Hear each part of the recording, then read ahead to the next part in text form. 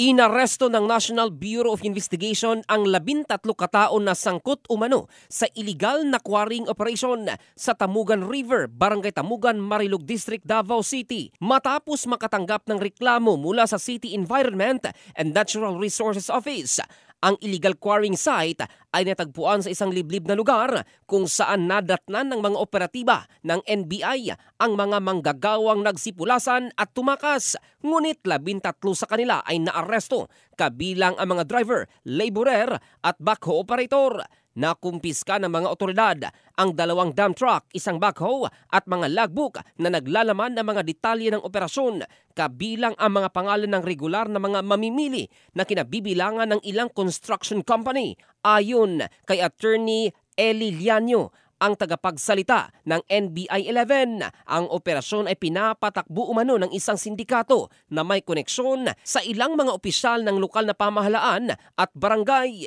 Hindi pa pinangalanan ng ahensya ang pangunahing sospek dahil wala ito sa lugar ng ginawa ang operasyon.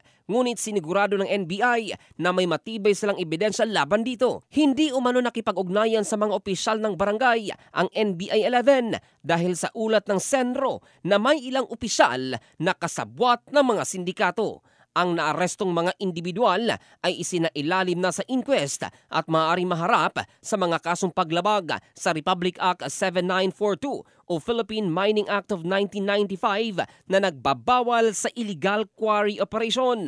Ang Tamugan River ay pangunahing pinagkukunan ng tubig ng lungsod na nagbibigay ng 70% na supply sa pamamagitan ng Davao City Bulk Water Supply Project ng Apu Agua Infrastruktura, isang multi-billion peso na proyekto.